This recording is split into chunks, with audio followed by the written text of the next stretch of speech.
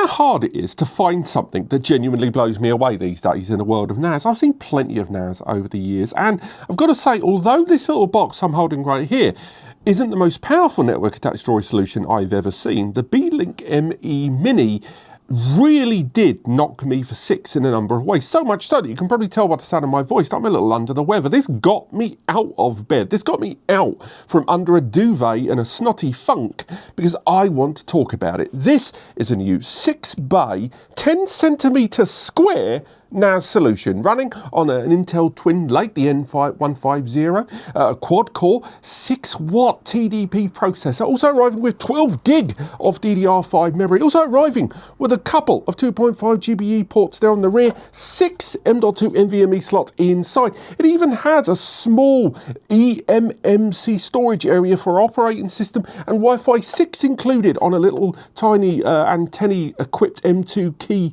module inside.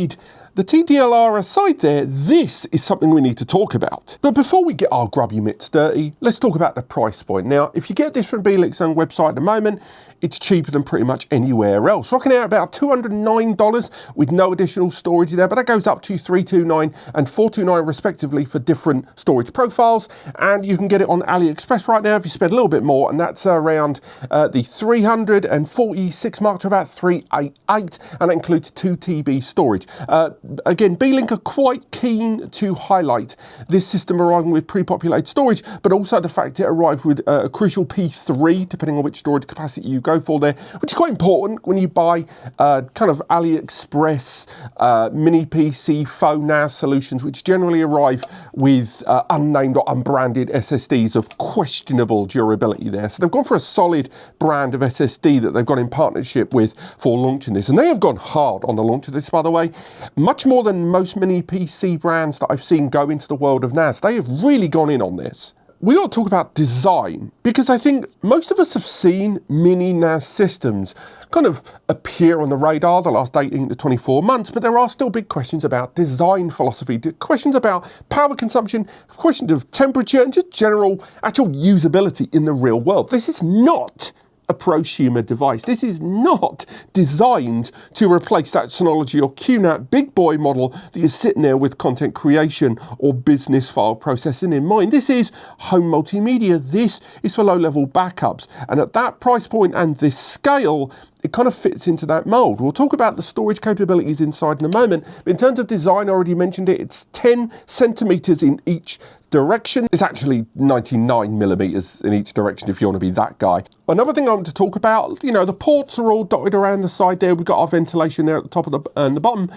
But I also want to highlight, this has got an internal PSU.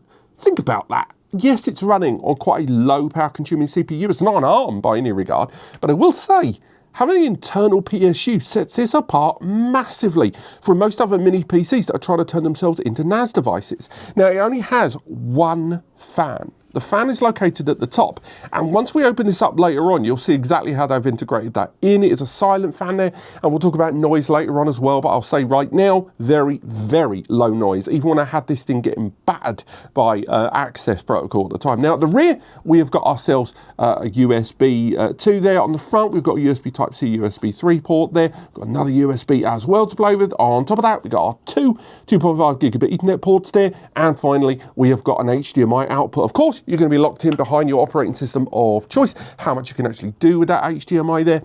But I'll say when I was testing this in Unraid in the very early bit of TrueNAS, I will say for the most part, all of those ports did their job. Obviously, 2 times 2.5 GBE, huge bottleneck.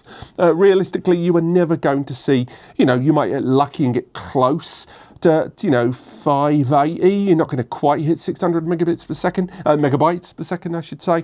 But on top of that, each one of those NVMe slots there was always going to almost completely saturate those connections anyway. There is that Wi-Fi 6 connection on there via that little M2 adapter that's inside and not taking up any of the storage slots. Unraid, I don't know if you've noticed that, Unraid in their latest version 7 update now support Wi-Fi dongles. You're able to actually take advantage of the Wi-Fi 6 connection on this if you're going to use Unraid. But come on. It's between you and me. I know what you want to see. You want to see how exactly does a system like this remain cold. And that is how it's done. It is one enormous heatsink. When I first saw this, It reminded me of the bathroom buddy from Gremlins 1. You know, if you know the reference I'm talking about, we can be friends.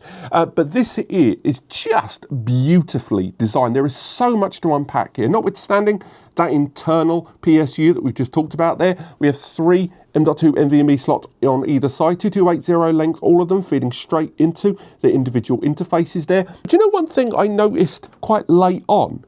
If you look at the M.2s, what have you noticed there? They're all facing inward. This arrives with each of the thermal pads pre-attached to that internal heatsink. The result is that all of the chips, at least on the single-sided SSDs, are being fed directly onto that main fan-assisted heatsink. That's a really neat idea. I will say, if I was using double-sided SSDs, I'm slightly less convinced, but at the same time, I will highlight there is enough space to occupy on top of those small factor M.2 heatsink covers. I mean, look at it. The goddamn thing's beautiful. That's a heatsink from a desktop mobile that I've got here, an ATX I'd lying around. It's basically just one giant CPU heatsink, but they've attached on those additional SSDs. I'm not saying you should run this without the cover on, but I'd think about it. As mentioned, this runs on that Intel Twin Lake N150 quad-core processor there. 4-core, 4 threads to play with, and 12 gig of pre-attached memory inside this. So it's quite a decent amount of memory, but it's not sodium, it's not removable, and for a lot of users, 12 gig is going to be enough. I know there's some of you that's going to argue with that, but just think about that CPU profile you're working with there. Now, with those 6 slots there, 5 of those slots are Gen 3 times 1 speed, so 1 gigabyte per second to play with there. However, the main slot there, that if you get the pre-populated model where it arrives with that crucial P3, that is a Gen 3 times 2. That is largely designed to be your OS drive for if you're going to take things seriously. Don't forget, you've still got that eMMC to fall back on there. So when it came to performance, I jumped in with terminal via Unraid, and read and write testing on the Gen 3 times 1 slots came in at 740 megabytes per second read and 544 megabytes per second write. That was a repeated 1 gigabyte file test. Now, when it came to the Crucial P3, the Crucial P3 came in at 1.1 gigabytes per second read over 960 megabytes per second right. Now again, that is an average. I will say temperatures did start to spike up at that point, something we'll touch on later on, but transferring data between the two SSD profiles there, for between a 3x1 and a 3x2, I tried it in both directions and it averaged out about 590 over 600 in either direction, be it one of the bandwidth restrictions presumably down to just that 3x1 regardless of which way I went. So yes, those aren't performance numbers that are going to absolutely knock you bandy internally, but they're still pretty darn good for the price point you're looking at. And let's, really home in, by the way, on temperature and power consumption, because that is where this thing really surprised me. Apologies for how much I'm going to look at my notes during this next section, but there's a lot to digest. Now, factoring in 6 SSDs bolted on to a CPU heatsink, bolted on with the PSU internally, I expected this thing to fry eggs in terms of temperatures. But I'll say right now, it was actually better than I assumed. I had that HIT Micro thermal imaging camera on this during 3 different setup scenarios there. I had it running for an hour, and that was with the SSDs with periodic access there. And now the main temperature points, I will say, were at the top and the bottom of the device. I had the case on. The top of the device registered in around 46 to 48 degrees after an hour, and the base of the device, which had all of those 2.5 gig connections there, it had the main heat being generated from the bottom panel, which is ventilated slightly but without its own active fan, came in at 54 to 56 degrees. Now, I carried on with that 1 hit per hour for 24 hours. And the following day, I did a similar test to what I saw before in terms of temperatures. And on the top, I saw 48 to 51 degrees. So only a big jump there of about 3 to 5 degrees over the first hour, and the bottom started hitting 58 to 60. So I do think the brand could maybe do a little bit more, maybe adding a base level fan to a follow-up if I ever refresh this, because it does seem like there's a lot of heat capture there at the bottom, and certainly with the amount of heat being generated by the ports and connections on the rear, which are just underneath that PSU, I think there is a question there for a little bit more heat dissipation there at the base. But I know what you're thinking, what about with the case removed. Did that help at all? Was that actually hiding the truth of those temperatures? So I then ran the device for an hour after those other tests without the case on top. And that one hit around 49 to 51 degrees all over. So again, that was without the cover on top. The highest temperatures you can probably see there on one of those SSDs was that 3x2. That was when I was running the final test on that one drive. But ultimately, I'm still quite impressed with those temperatures. This is a heatsink largely only device. And for everything it was doing and for what it's crammed in, I was really happy with all of those temperature numbers. Now, yes, had I been hitting this continuously, if I was using this for, say, editing, which is kind of mad on 2.5 GBE, yes, those temperatures might have been higher. But this is not profiled for that. That's not what they're trying to do here. That N150 is great for things like 4 and even 8K Plex. That CPU there is great for low-level file backup and DLNA multimedia streaming. Or if you wanted to use this maybe as a soft router, if you wanted to use this as perhaps a small storage device for a smaller group of users, or even just a second-tier backup for your existing primary beefy, bulky network-attached storage, this is pretty darn good and low impact in almost every regard. And if we're going to talk about low impact, let's talk about noise, let's talk about power consumption. With noise, I saw there with the device in idle, and that was between some of those repeated hourly tests, the device was sitting at idle around 31 to 34 dBA. When the device was being hit across all drives and the fan was seemingly, as far as Unraid would tell me, hitting maximum stride, it was hitting around 37 to 40 dBA. That was with the fan at the top going active, but it's quite a still micro silent fan as well. So let's hear that a little bit now.